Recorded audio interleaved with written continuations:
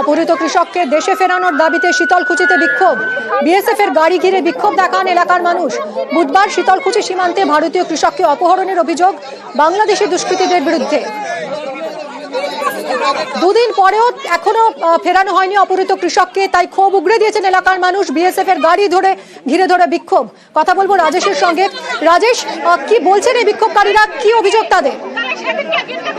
দেখো, গত বুধবার শীতলকুচির পণ্ডিতপাড়া এলাকার বাসিন্দা উকিল বর্মন সীমান্তের ওপারে নিজের জমিতে যখন জলসেচের কাজ করতে গিয়েছিলেন, সে সময় বাংলাদেশি দুষ্কৃতীরা কিন্তু তাকে অপহরণ করে তুলে নিয়ে যায়।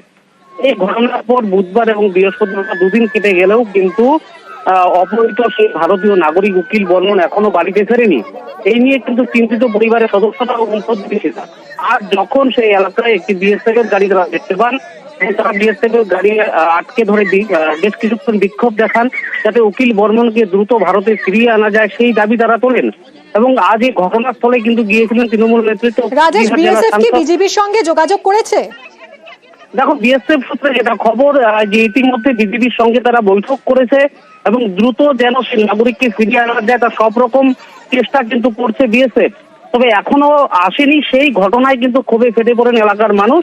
এবং আজ কিন্তু স্থানীয় তৃণমূল নেতৃত্ব কোচবিহার জেলার সাংসদ জগদীশ বর্মা বসুনিয়াও সে সময় ঘটনাস্থলে উপস্থিত ছিলেন। তারাও পরিবারের সঙ্গে কথা বলেন এবং তারা পরিবারকে আশ্বস্ত করেন। পাশাপাশি বিএসএফও আশ্বস্ত করেন দ্রুত ফিরিয়ে আনার জন্য যা যা করণীয় তাদের পক্ষ থেকে তারা করছেন এবং দ্রুত সেই ভারতীয় নাগরিক উকিল বর্মন ফিরিয়ে আনবেন, এমনটাই কিন্তু তারা জানিয়েছেন। এবং তারপর এলাকার বাসিন্দারা কিন্তু বিক্ষোভ তুলে নেন। পরিস্থিতি এখন স্বাভাবিক রয়েছে। ধন্যবাদ রাজেশ। আজ জগদীশ বসুনিয়া যান অপহৃতের বাড়িতে। উকিল বর্মন বাংলাদেশে আটক আছে, তাকে থানায় ওখানে হ্যান্ডওভার করেছে। এটা নিয়ে বাগ মিটিং হচ্ছে এবং একটা ঘটনার পরিপ্রেক্ষিতে আরেকটা ঘটনা, বাংলাদেশে একজন এখানে মারা গেছেন। গতকালকে তার ডেড বডি আমরা তাকে দিয়ে দিয়েছি বাংলাদেশকে। এবার আমরা আমাদের লোককে ফেরত চাইছি। এই নিয়ে মিটিং চলছে, আলোচনা চলছে। যত তাড়াতাড়ি সম্ভব উকিল বর্মনকে যাতে আমরা ফেরত পাই সে ব্যাপারে পরিকল্পনা। পূর্ব মেদিনীপুরের মহিষাদলের মায়াচরে সেতুর হাল বেহাল। হাওড়ার শ্যামপুর থেকে পূর্ব মেদিনীপুরের মায়াচর যাওয়ার সেতু, আর সেই সেতুর কাঠ নষ্ট হয়ে গেছে, ফলে যাতায়াতে ভোগান্তি। দেখুন, সেতুর সর্বত্র বড় বড় গর্ত তৈরি হয়েছে, ফলে প্রাণ হাতে নিয়ে ঝুঁকির যাতায়াত করতে হচ্ছে। আমরা কথা বলবো আমাদের প্রতিনিধি সন্তুর সঙ্গে। সন্তু, ব্রিজের এরকম হাল কতদিন ধরে, কি ব্যবস্থা নেওয়া হচ্ছে? দেখো, প্রায় বছর খানেক ধরে এই কিন্তু হাওড়ার কমলপুর থেকে যে পূর্ব মেদিনীপুর মায়াচর যাওয়ার এই কাঠের সেই কাঠের সেতু কিন্তু বেহাল অবস্থা, এমনটাই কিন্তু স্থানীয়দের অভিযোগ। তারা বারবার কিন্তু প্রশাসনকে জানিয়েছে, জানানোর পরও কোনো কাজ হয়নি। সেখানে দেখা যাচ্ছে সেতুর মাঝখানের কাঠ, একাধিক কাঠ নষ্ট হয়ে গেছে এবং সেতুর যে সংযোগকারী রাস্তা, সেই রাস্তায় কিন্তু বড় গর্ত এবং স্থানীয়রাই কিন্তু টোটো চালক বা যারা বাইক নিয়ে যায় তারাই কিন্তু তা মেরামতি করে কোনোক্রমে যাতায়াত করছেন। এবং স্থানীয়রা এমনটাও জানাচ্ছেন যে অনেকবারই কিন্তু এই ব্রিজ থেকে পড়ে গিয়ে বাইক টোটো পড়ে গিয়ে কিন্তু দুর্ঘটনাও ঘটেছে। তারপরেও কিন্তু প্রশাসনের কোনো হেলদোল নেই। যদিও মহিষাদলের ভিডিও তিনি জানিয়েছেন ইতিমধ্যেই কিন্তু ওই সেতুর যে স্থানীয় লোকেরা গিয়ে বা পঞ্চায়েতের তরফ থেকে কিন্তু সহযোগিতা খতিয়ে দেখা হয়েছে। খুব তাড়াতাড়ি এই কাঠের সেতুর কাজ শুরু হবে। ধন্যবাদ সন্তু। এটা প্রায় মাস 2-3-4 আরো বেশি হবে, খারাপ হয়ে পড়ে আছে। পঞ্চায়েত অনেকবার সারিয়েছে নিজস্ব আইতে, তো প্রধানকে জানানো হয়েছে, প্রধান কোনো টাকা নেয়নি। অনেক সমস্যা পড়তে হচ্ছে। কোনো মাল আনা যাচ্ছে নি, কোনো অনেক কিছুই সমস্যা হচ্ছে। যাতায়াত করতে তো সমস্যা আছে, অনেক কি সমস্যা। টোটো নিয়ে প্যাসেঞ্জার নিয়ে যেতে পারি না এখান থেকে। যা অবস্থা, দুর্ঘটনার আশঙ্কা থেকে যায়। হ্যাঁ, অবশ্যই। পোল তো খুবই খারাপ অবস্থা পোলের। দীর্ঘদিন ধরে ভেঙে আছে। আমরা লিখিতভাবে প্রধানের কাছে অঞ্চলে লিখিত জমা দিয়েছি, প্রায় 3 মাস আগে জমা দিয়েছি, কোনো কাজ হয়নি। আবার এই সামান্য দিন আগে জেনারেল মিটিং ছিল, 26 তারিখে জেনারেল মিটিং ছিল, ওখানেও আলোচনা হয়েছে। প্রধান বলেছে 2-4টে তক্তা দিয়ে সারি দিবে বলেছে, তো এখনো পর্যন্ত কোনো সুরাহা হয়নি। ওটার যে রিপেয়ার করে দরকার আছে তার জন্য আমরা অলরেডি পঞ্চায়েত সমিতি স্থায়ী সমিতির সিদ্ধান্ত নেওয়া হয়েছে। খুব শিগগিরই ওরা রিপেয়ার করার সিদ্ধান্ত নেওয়া হয়েছে। হয়ে যাবে কাজটা। হ্যাঁ, কাজটা হয়ে যাচ্ছে। আমরা ইঞ্জিনিয়ারকে দেখেও এসেছি, প্রাইমারিলি দেখে এসে রিপোর্টও পেশ করেছি।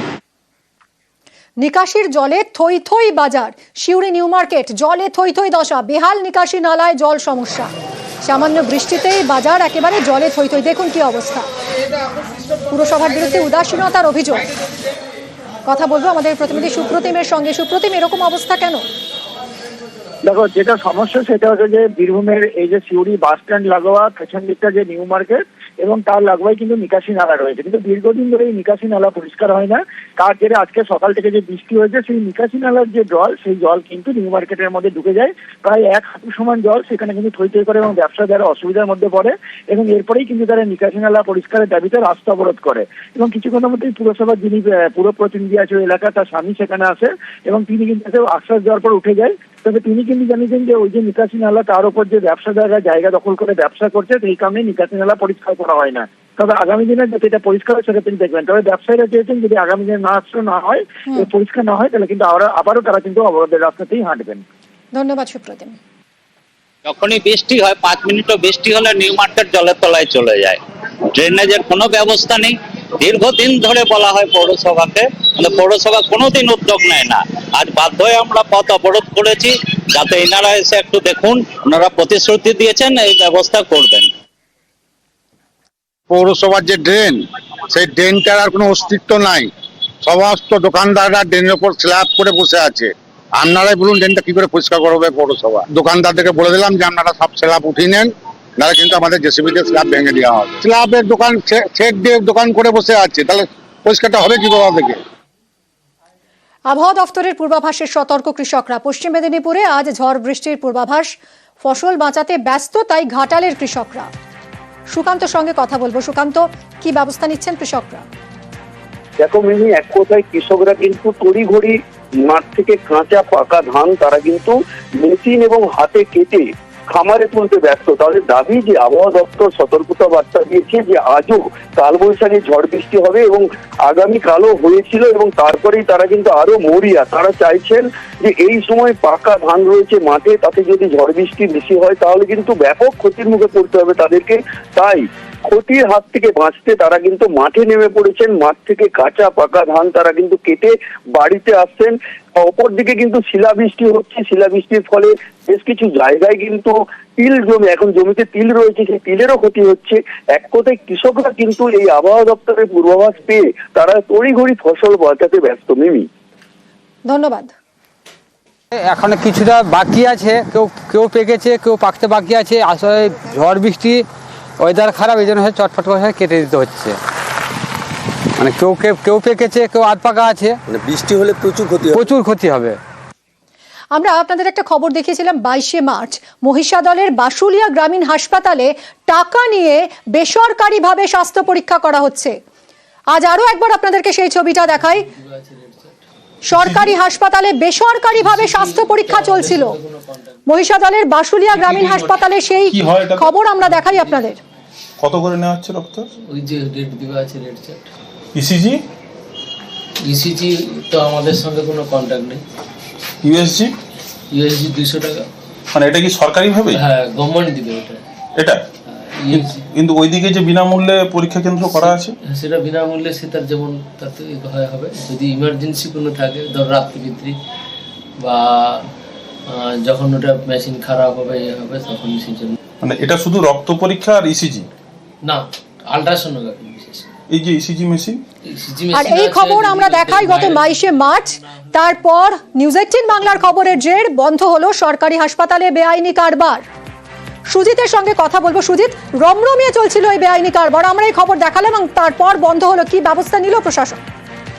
জেলা প্রশাসন ব্যবস্থা নিল সেই যে রুমে হাসপাতালের ভেতরে, সরকারি হাসপাতালের ভেতরে বেসরকারি ব্যবসা এবং স্বাস্থ্য পরিষেবা দেওয়ার নামে এই ব্যবসা, সেখানে কিন্তু বন্ধই করে দেওয়া হলো সেই ব্যবসা এবং সেই সঙ্গে সেই রুমে তালা বন্ধ করা হলো। তালার চাবি লাগিয়ে দিল জেলা আধিকারিক। তিনি নিউজ 18 বাংলার খবর দেখার পরই কিন্তু জেলা প্রশাসন এই বিষয়টি হইচই হয়। তারপরে নিজেই ভিজিটে আসেন এবং প্রশাসনের লোকজন ভিজিট করার পরেই কিন্তু এই ব্যবসা বন্ধ করার ব্যবস্থা করে এবং এই খবরে এলাকার মানুষজন খুশি, রোগীরা খুশি, কারণ এরপর থেকে বিনা পয়সায় তারা যা কিছু টেস্ট করার ছিল সেগুলো কিন্তু করতে পারবে। এই যে বিষয়টি, সেটা যে নিউজ 18 বাংলার খবর সামনে আনার ফলেই ঘটলো, সেটাই এই পদক্ষেপ। সেটা বিএমওই নিজে স্বীকার করছেন এবং একই সঙ্গে এলাকার মানুষও খুশি হয়ে তারা বলছেন তারা বুঝতে না পেরে এইভাবে তারা কিন্তু প্রতারণার শিকার হচ্ছিলেন। শেষমেশ এই যে বিনা পয়সায় করতে পারবেন, যা কিছু পরিষেবা নিতে পারবেন, সেটা যে সম্ভব হলো, তার ফলে তারা খুশি। দিতে হলেও জেলা প্রশাসন বা স্বাস্থ্য দপ্তরের এই উদ্যোগে সকলেই সাধুবাদ জানাচ্ছে। ধন্যবাদ সুজিত। আমরা শুনবো বিএমওএইচ এর বক্তব্য। এটা নিয়ে একটা সমালোচনা হয় যে না ওই রুমে ইউএসজি ছাড়াও হয়তো অনেক কিছু হচ্ছে, সেটা আমরা আপনাদের পর্যবেক্ষণে ইনভেস্টিগেশন করি। সিএমও স্যারও এসেছিলেন, বললেন না ওনাদের যেহেতু কাছেই ইউএসজি সেন্টার আছে, ওনারা যা করবেন ইউএসজি সেন্টারে নথিভুক্তকরণ ডেট দেবেন, হসপিটালের কোনো রুম ইউজ করা যাবে না, সেই জন্য আমরা ওটা এখন বন্ধ করে দিচ্ছি। না না, এটা ঠিক নিউজ 18 আমাদের খুবই কাজে লাগছে, কারণ ভুল ঠিক সবের মধ্যেই থাকে, আমরা এটাকে করে নিচ্ছি।